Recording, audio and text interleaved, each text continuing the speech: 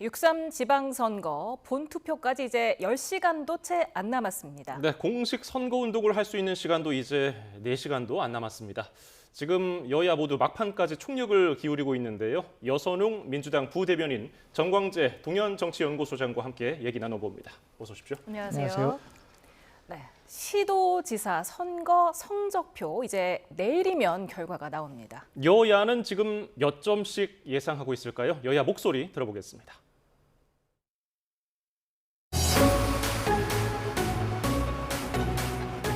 이제 서울, 부산, 대구, 경남, 울산, 전북 이렇게 6곳이 저희들은 좀 접전 상태라고 보고 있어서 13대 3 이렇게 보고 있습니다. 12대 4 여기까지. 대구는 어떻게 보세요? 대구는 좀 어렵게 봅니다. 처음 분위기는 좋았고 지금 막판에 박근혜 전 대통령의 회계망측한 행동 때문에 11곳의 광역단체장을 우리 당 소속의 광역단체장이 지금 재임하고 있는데요. 이 대부분을 다시 되찾아올 것이라고 생각하고 있습니다. 5곳 정도는 저희가 앞섰다고 이렇게 한 7, 8곳은 저희가 충분히 해볼 만하다 이렇게 해서 국민들께서 이 탄핵을 당했었던 미안함 또 애틋한 연민 같은 것들이 이게 세대를 불문하고 이렇게 좀 있으시기 때문에 지금 16곳 가운데 더불어민주당 박지원 의원은 13대 3이나 12대 4를 얘기했거든요. 근데 초반에는 15대 1 전망이 많이 나오지 않았습니까? 네. 어떻게 된 걸까요? 그러니까 보통이요, 선거 초반에는 이렇게 이제 기세를 조금 모으기 위해서 우리가 크게 이긴다 이렇게 이야기를 많이 하고요. 선거일이 가까워지면 가까워질수록 야, 투표장이 나와야 이기는 거야. 그러면서 어쨌든 지지층들을 독려를 하거든요. 뭐 그러한 말씀에서 박지원 의원께서 그런 말씀을 하신 것 같고요. 저도 지금 12대 4 정도를 예상을 합니다. 오늘 조승래 사무총장 같은 경우에는 6곳이 초접전이라고 이야기를 했습니다. 서울, 울산, 대구, 부산, 경남, 전북 이렇게 말씀을 하셨는데 저는 뭐 경북, 울산, 전북 그리고 플러스 알파 정도 이 접전지에서 어떻게 보면은 약간 좀 승부가 정말로 예상하기 힘들다 이렇게 보고요. 어쨌든 이번 지방선거 같은 경우에는 이재명 대통령의 높은 국정 지지도 그리고 이재명 대통령 임기가 아직 이제 1년이 안 됐습니다. 내일이 딱 1년인데 임기 초반에 대통령과 함께 하는 이런 지방선거이기 때문에 아무래도 집권 여당의 프리미엄 뭐 이런 것들이 많이 작용을 해서 국민들 여러분께서 일 잘하는 이재명 대통령과 함께 일할 광역단체장 그리고 민주당의 후보들한테 더 눈길이 가시지 않을까 저는 이렇게 전망을 합니다. 예, 국민의힘 송일종 의원은 5곳에서 국민의힘이 앞선다고 했고 7, 8곳은 해볼 만하다고 했는데 어떻게 분석하고 계세요? 선거 유권자들의 표심에 영향을 미치는 3대 요인을 구도, 이슈, 인물이라고 하잖아요. 구도와 이슈 면에서 사실 이번 지방자치단체장 선거는 국민의힘이 어려운 상황에서 치르는 걸 부인하기는 어려울 겁니다. 이재명 대통령이 취임한 지 1년밖에 되지 않았는데 국정 지지율도 상당히 높고요. 또 지방자치단체장의 성격상 힘 있는 여권 후보라는 그 선거 구호가 유권자들에게 일정 부분 어필할 수 있기 때문이죠. 반대로 국민의힘은 정부에 대한 비판과 견제 기능을 복원해야 한다. 그리고 지금 현역 지방자치단체장 중에 상당수를 국민의힘 후보가 하고 있었으니 이 도정의 연속선상을 고려한다면 인물을 보고 국민의힘을 뽑아달라 이런 캠페인을 벌이고 있는 것 같아요.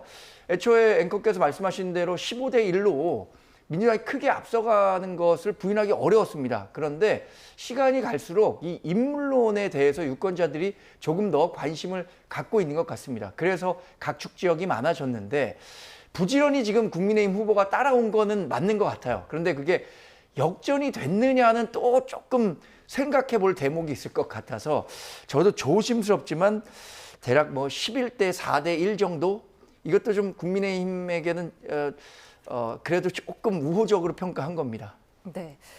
지금 민주당에서는 6곳을 접전으로 판단하고 있다 이렇게 말씀을 드렸는데 지금 특히 대구가 좀 어렵다. 그 이유가 초반에는 분위기가 좋았는데 박근혜 전 대통령이 등판을 했기 때문이다. 이렇게 분석을 하고 있는 겁니까? 네, 근데 꼭 그렇지만은 않고요. 어쨌든 초반에 국민의힘에서 대구시장 공천을 굉장히 늦게 했고 뭐 잡음이 많았습니다. 지금도 주호영 의원이 그 추경호 후보와 같이 다니는 그림이 별로 없거든요.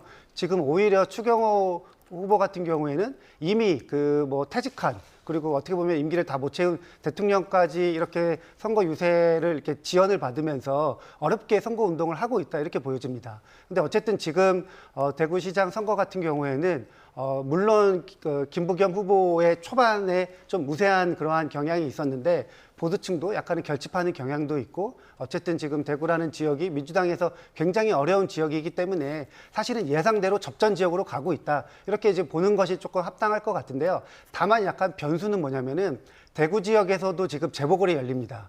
그 이진숙 전 방통위원장이 달성에 이제 재보궐선거, 국회의원 재보궐선거를 뛰고 있는데 이 지역 같은 경우에는 지난번에 추경호 후보가 이 지역에서 당선됐을 때 7대2였거든요. 민주당이 2였고 추경호 후보가 7이었습니다. 근데 여기가 굉장히 지금 민주당 후보가 선전하고 있습니다. 저는 이게 이제 김부겸 효과 그리고 샤이 진보층, 샤이 김부겸이 곳곳에 남아있기 때문에 마지막에 나와있던 여론조사 추세가 약간 줄어드는 것은 실제 표랑은 약간 다를 것이다. 이렇게 전망을 합니다. 그래서 조심스럽게 대구 지역 같은 경우에서 기적이 나타날 것이다. 이렇게 말씀드리고 싶습니다. 기적이 나타날 거라고 말씀해 주셨는데 박근혜 전 대통령의 최측근 유영하 의원이 박 전 대통령을 단종에 비유했어요. 그러면서 모함의 명예가 벗겨지고 제자리로 복위 될 거라고 했는데 이 내용은 어떻게 받아들이셨어요? 일단 선거에서 기적은 쉽게 일어나지 않습니다. 저는 뭐 애초에 김부겸 후보가 여론조사상에서 크게 앞서갈 때도 결국 선거 막판에는 대구의 보수의 결집이 이루어질 것이다라고 예상했기 때문에 추경호 후보 한 명으로 보수 후보가 정해진 순간부터 역전이 가능할 것이라고 예상했습니다. 전 그 같은 흐름이 지금도 유지된다고 보고요. 박근혜 전 대통령에 대한 탄핵 재평가, 이건 뭐 신동욱 최고위원도 최근에 언급을 해갖고 화제가 되기도 했었는데 2016년에 국민 정서를 고려했을 때 당시의 국민 정서에서 박근혜 전 대통령에 대한 탄핵은 불가피했다 이렇게 보는 분들이 여전히 많을 것 같아요. 그런데 시간이 지나면서 특히 윤석열 전 대통령이 내란 혐의로 탄핵 재판을 받고 탄핵에 이른 과정을 보면서 박근혜 전 대통령에 대한 탄핵 과정이 그러면 정당했는가 이런 부분에 대해서는 스스로 좀 돌아보는 정서가 있는 건 맞는 것 같습니다. 근데 제가 역사책을 한번 봤어요. 개유정란으로 단종이 폐위된 게 1453년이었고요. 단종의 복권이 이뤄진 게 1698년으로 245년이 걸렸습니다. 그래서 이게 역사적인 평가라는 것은 사실 동시대에 이루어지기는 굉장히 어려운 것 같습니다. 박근혜 전 대통령에 대해서 동정 여론과 뭐 연민 이런 정서가 일고 있는 것은 사실이지만 역사적 평가가 기록되기에는 아직은 좀 시간이 좀 짧은 느낌입니다. 저도 좀 말을 보태면요. 저는 박근혜 전 대통령이 대구 지역에 살고 계시니까 지금 한 번쯤은 선거운동 뭐 지원하러 유세를 나올 수 있다고 봅니다. 그것도 국민 여러분께서 어느 정도 조금 수용 가능하다고 보는데 지금 박근혜 전 대통령이 사실상 전면에 등장했거든요. 지금 국민의힘 장동혁 대표보다 박근혜 전 대통령을 찾는 그 국민의힘 후보가 더 많다고 합니다. 저는 그러한 것들을 보면서 한 번 정도는 봐줄 수는 있지만 아예 새롭게 이제 다시 정치를 하는 듯한 이런 모습은 국민의힘 전체 지방선거나 보궐선거 판세에 전혀 도움이 되지 않는다. 이렇게 조금 평가를 하고요. 더 나아가서 유영하 의원의 저 단종 발언은 지금 오히려 굉장히 민주당이나 아니면 진보 진영 그리고 또 그 중도층한테 역풍을 불 수 있는 발언이다. 이렇게 조금 평가를 하고 싶습니다. 네. 공식 선거운동이 오늘 밤 자정까지이기 때문에 이제 4시간도 채 남지 않았는데 지금 정청래 민주당 대표는 마지막 유세지로 서울 청계광장을 잡았어요. 어떤 이유 때문입니까?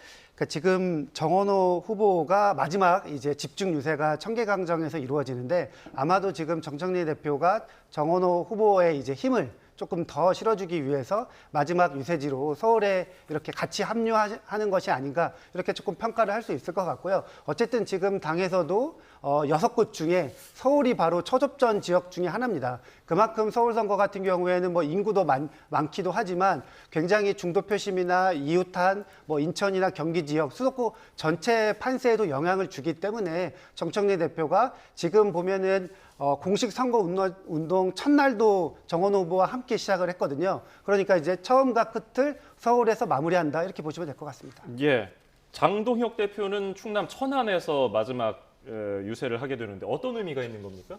일단 충청 지역이 전국 민심의 바로미터라고 하잖아요. 장동혁 대표 개인으로서는 충남지사 선거 결과에 굉장히 많이 기대를 걸고 있는 것 같습니다. 근데 충남 인구가 220만 명인데 천안 아산 인구가 거의 100만 명에 육박하고 있어요.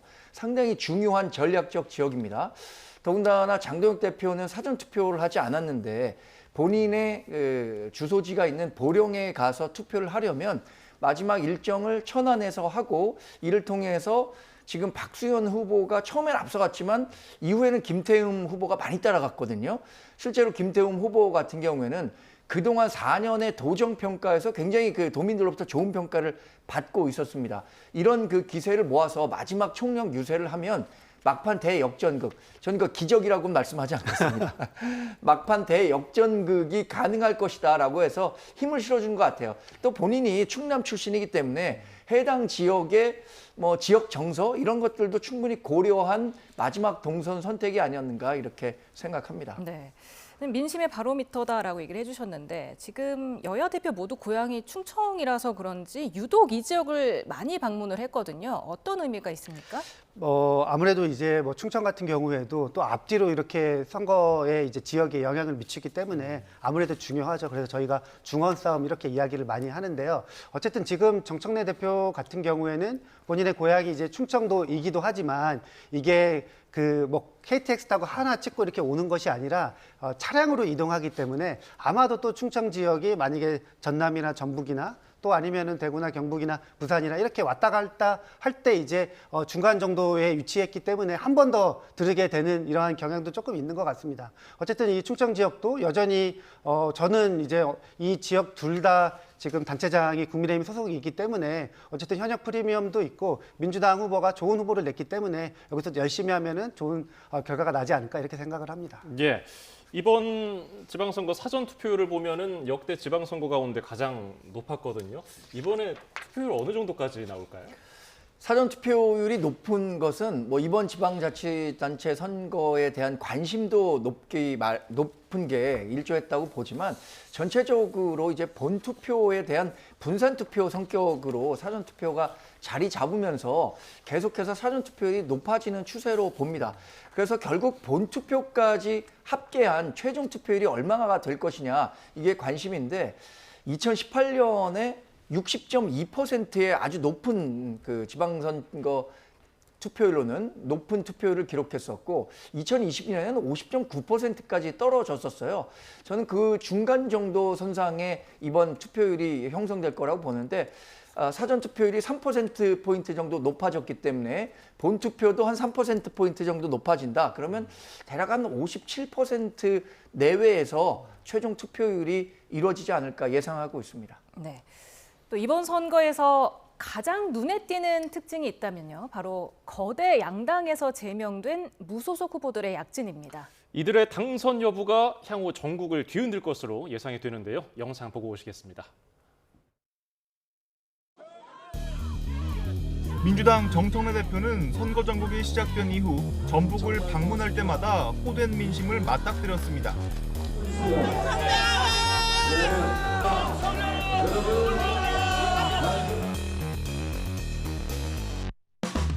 제가 당선되면 정청래 대표 사퇴합니다. 본인이 끝까지 사퇴하라고 버티더라도 여기는 어렵습니다. 그리고 제가 9월 달에 복당하겠습니다. 이것저것 복잡하게 생각하지 마시고 민주당 후보에게 투표해 주실 것을 간곡하게 호소드립니다. 정치권에서는 전북을 뺏길 경우 정청래 대표는 연임 적신호가 켜질 거란 관측이 많습니다. 불안하네. 한동훈 후보가 나와가지고 보수를 재건하겠다 그러는데 지금 이 상황까지 오게 만든 사람이 누굽니까? 한 후보가 장동혁 지도부를 정조준하며 흐름을 탔다는 게 더 뼈아픈 지점입니다. 박민식 찍으면 장동혁의 당권이 연장되고 보수 재건이 불가능해집니다. 보수를 재건하고 이재명 정권의 폭주를 박살내는 역사적인 선거입니다. 전북의 패배나 국갑의 패배나 거대 양당의 뼈아픈 시나리오입니다.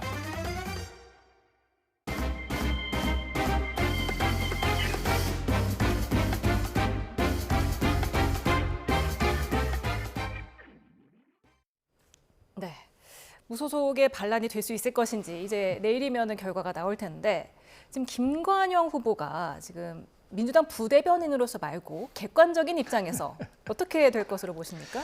사실은 이 지역이 이제 원래는 민주당이 크게 걱정을 안 했던 지역인데 지금 김관영 후보가 원래는 민주당 소속의 이제 광역단체장이었는데 민주당에서 이제 제명되고 나서 지금 무소속으로 출마를 하셨는데 꽤 뭐 여론조사 상으로는 선전을 하고 있는 것으로 보입니다. 그런데요, 이게 김관영 후보가 민주당에서 제명된 이유가 뭐 한동훈 후보나 뭐 이런 것처럼 따로 있는 것이 아니라 김관영 후보가 유권자들한테 금품을 주는 장면이 CCTV에 찍혀가지고 그게 전중계로 생중계됐습니다. 그런 상황에서 금품을 줬기 때문에 사실상 선거법 위반, 논란, 의혹이 있는 후보를 당에서 신속하게 즉각적으로 제명 조치한 것인데 마치 김관영 후보가 당에서 뭔가 불리하게 부당하게 이렇게 대우를 받아가지고 당에서 쫓겨난 것처럼 이렇게 선거운동을 펼치고 있습니다. 저는 그러한 점들이 지금 전북 도민들한테 잘 좀 홍보가 안 됐다 이렇게 생각을 하거든요. 어쨌든 이 지역에서 우리 민주당 후보가 굉장히 좋은 후보이고 제가 청와대에서도 같이 이제 근무를 했습니다만 청와대 그리고 국회에서도 뭐 재선 의원까지 한 후보인데 어쨌든 지금 뭐 이 지역에서 초접전 양상이 나타나고 있는 것은 부인하기 어려울 것 같긴 한데요. 막판에 이번 선거가 어쨌든 이제 집권 여당 프리미엄이 굉장히 높고 그리고 뭐 이재명 대통령 국회의원 지지도 제가 거듭 말씀드리지만 지방선거에서는 많은 유권자들이 그런 것들을 투표의 기준으로 삼습니다. 그렇기 때문에 무소속 후보보다는 정당 그리고 여당한테 손이 더 많이 간다 이렇게 좀 말씀드리고 싶어요. 김관영 후보가 프레임을 김관영 대 정청래로 짰어요. 그래서 본인이 당선이 되면 정청래 민주당 대표가 사퇴해야 한다고까지 얘기를 했는데 네. 향후에 만약에 김관영 후보가 당선된다면 파장이 어느 정도 있을까요? 아무래도 여선웅 대변인이 이거 객관적으로 말씀하기가 어려울 것 같아요. 저는 조금 더 객관적으로 보겠습니다. 여러 여론조사를 보더라도 각축을 벌이고는 있지만 김관영 후보가 조금 더 유리한 국면에 있다. 저는 그렇게 봅니다. 근데 왜 그런 구도가 형성됐느냐를 볼 필요가 있을 것 같아요. 이른바 친청과 반청의 대결로 이 프레임을 전환하면서 김관영 후보가 굉장히 유리하게 선거 프레임을 바꾼 겁니다. 처음에는 본인 굉장히 불리했어요. 왜냐하면 뭐 정말로 돈을 이렇게 나눠주는 장면이 전국에 생중계가 되다시피 했기 때문에 제명도 불가피했다 이렇게 생각했는데 지금 경쟁하고 있는 이원택 후보도 비슷한 의혹을 샀거든요. 근데 김관영 후보만 즉각 제명하고 비슷한 의혹을 샀던 이원택 후보는 이른바 정청래 대표와 가깝다는 친청 인사이기 때문에 문제될 거 없다. 그래서 공천을 준 게 현재 상황으로 연결됐다고 봅니다. 더군다나 김관영 후보는 자신은 반청이지 반명은 아니다. 자신은 친명이다. 이렇게 계속해서 마케팅을 했던 거 아닙니까? 이게 일정 부분 현직 프리미엄과 결합이 되면서 최근의 상황으로 연결되고 있다고 보는데 아마도 정청래 후보가 이제 서울 유세를 마치고 자택에서 잠을 자게 될 거 아닙니까? 잠 못 드는 마포구의 밤이 되지 않을까 싶습니다.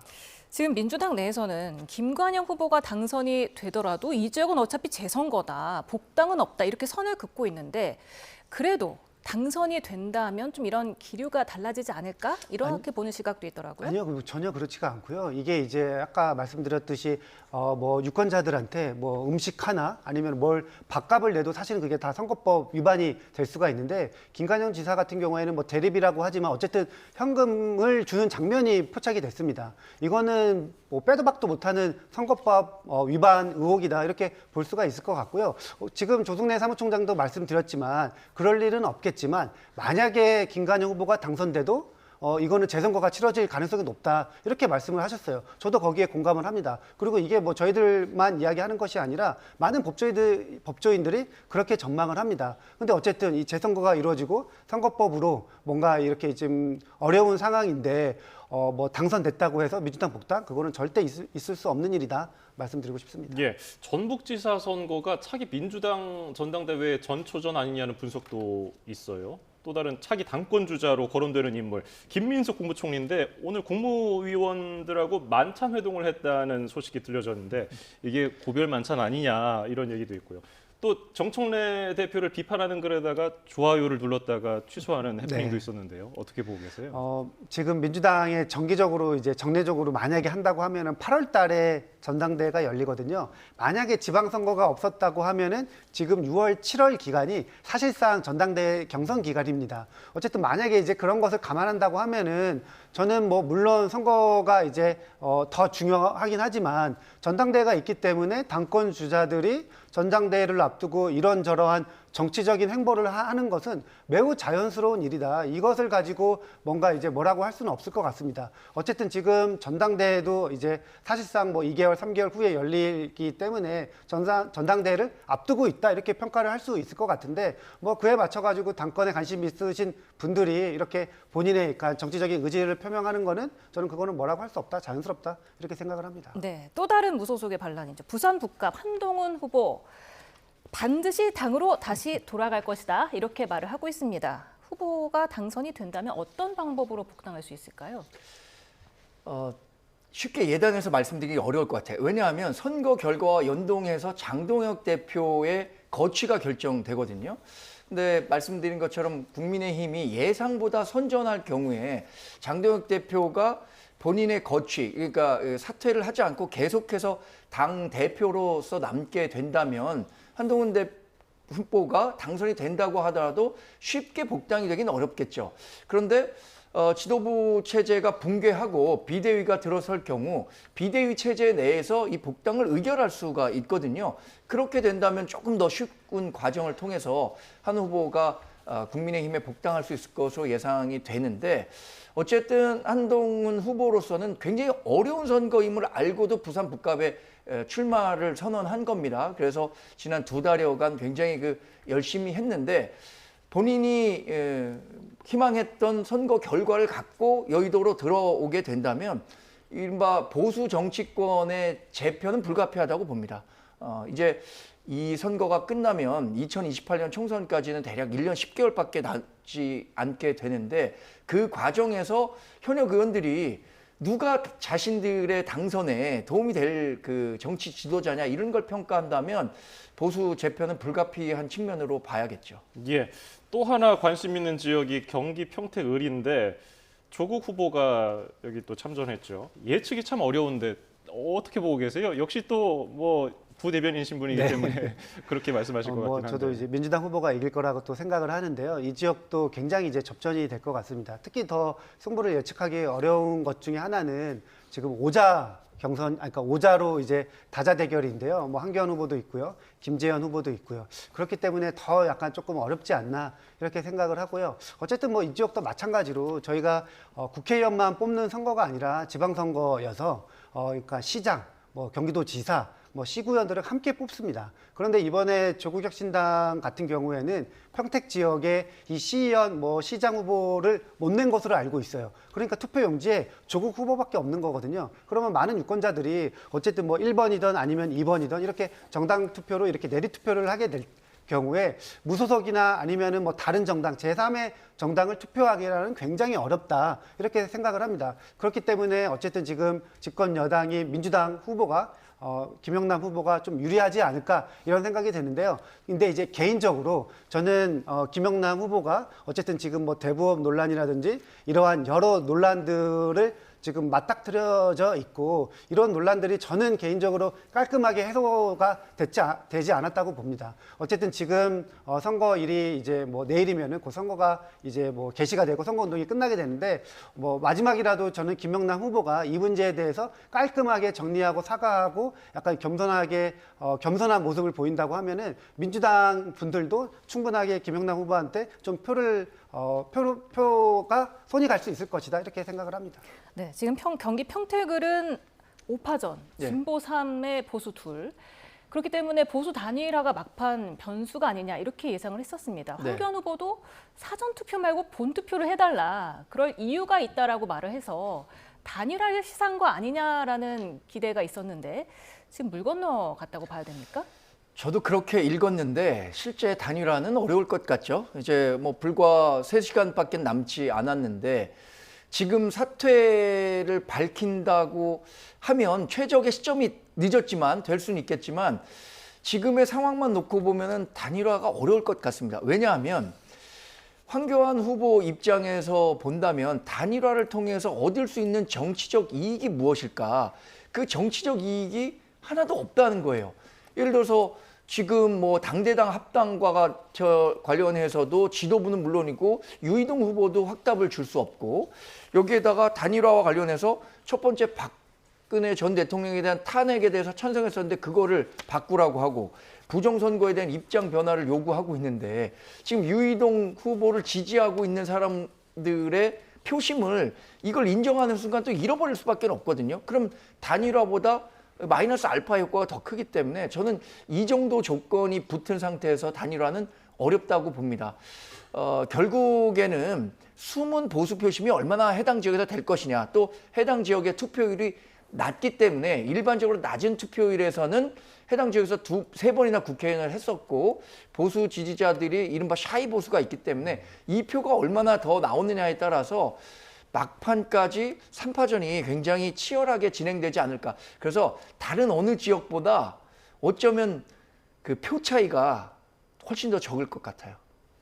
네, 오늘 두 분 도움 말씀 여기서 줄이죠. 여선웅 민주당 부대변인, 정광재 동현정치연구소장이었습니다. 고맙습니다. 감사합니다.